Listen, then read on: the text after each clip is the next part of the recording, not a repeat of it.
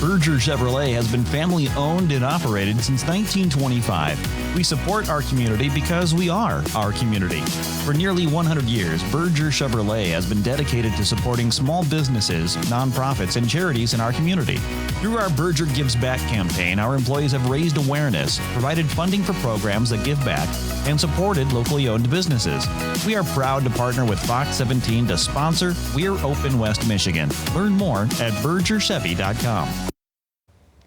In today's Taste of the Town, sponsored by Berger Chevrolet, a couple of well-known local names can be found in one spot on the Plainfield Corridor. Yep, it's here on the north side of Grand Rapids. Kingma's Market is where you're going to find the newest Sparrows Cafe. Take a look. When you're looking for a cup of coffee, Sparrows is a name that is on the lips of more and more people these days. Tim here, the CEO of Sparrows. Thanks for joining us. Thanks for having me. Why you bought this company. What drew you to Sparrows?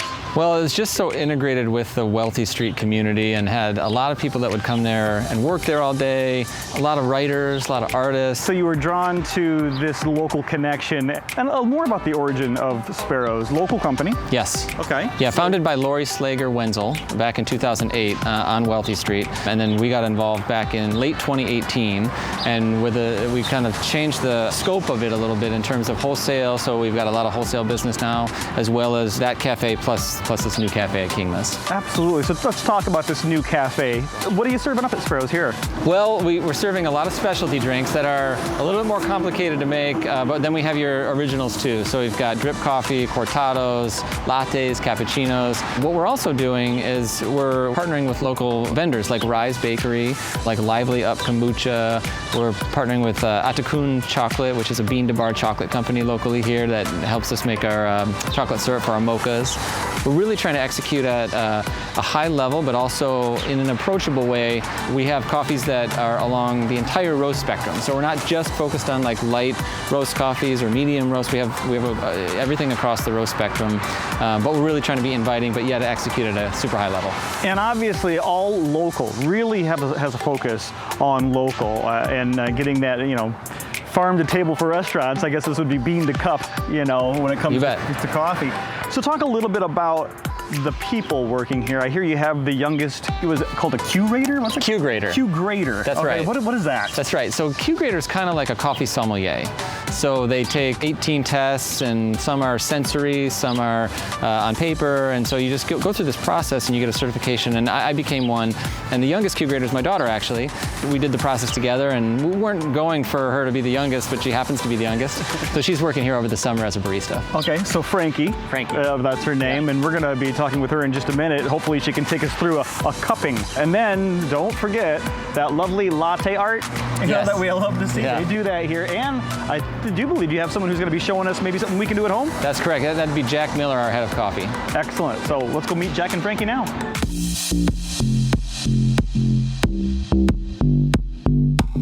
So the end goal of this process is to give the coffee a score. How we grade the coffee is standard with coffee buyers, coffee producers, anybody that's going to be grading this coffee. So that score helps determine the price of the coffee and what we want to buy it for, and help us evaluate the flavor and see if the price is worth it. And so what's the process? So walk me through from start to end of what you'll be doing. Okay. So first I ground the coffee, and you want to do that within 15 minutes of starting the cupping so it's fresh. Start by smelling the coffee, and then after we assess the fragrance, we'll add water to the coffee to get the grounds wet. As you can see, it'll start to form this kind of crust like this. We'll wait 4 minutes from pouring the water to break the crust. And so you'll break the crust to get like another whoosh of that aroma. Okay. And then also just so that we're not drinking grounds when we're tasting the coffee. Sure. So then after that, we'll write our notes. Then we get a little bit for the coffee to cool, and then we'll taste it, and then that's like the final step. And then after that, you can like make any final observations. Okay, final question. What if somebody really loves a bold cup of coffee, just straight up, what bean are you offering these days? What would you recommend? So we have a selection of dark roasts at Sparrows that I would suggest for the bold cup of coffee. But if you want like bold adventurous, I would recommend any Sparrows adventure coffees, or the Hoban Burundi is delicious, it's sweet, and it also is very adventurous. So yeah. Thank you. Yeah. Appreciate it, Frankie. Good job. I always say that you eat with your eyes first, and that applies to drinks. This is a heart design that we showed you today, and I usually tell people it's sort of the building blocks of more complex designs. You know, you go into a cafe and you might see something with a bunch of different elements and a bunch of tiers, but at the end of the day, if you can learn sort of this simple heart, that'll help you learn all the different designs in the future and sort of advance your latte art. Espresso is going to be 2 ounces. You're going to start there. I usually start by incorporating just a little bit of milk into the base, and from there the key is to just think about sliding the milk and the foam out of the pitcher onto the surface of the latte. And then the last step is you want to lift your pitcher out and sort of pull through, and I'm dragging that foam, and that's what gives us the heart effect. Well, there you go. All right, all waiting for you right here at Sparrows. You know, if I tried that at home, it'd take at least 20 tries, right, to get it. Well, you made it look so easy. Sparrows Coffee now with 2 locations, one on Wealthy Street, as you heard, the other right there in King's Market on Plainfield Avenue. Make sure to check them out online at thesparrowsgr.com and check them out on social media as well. We'll be right back.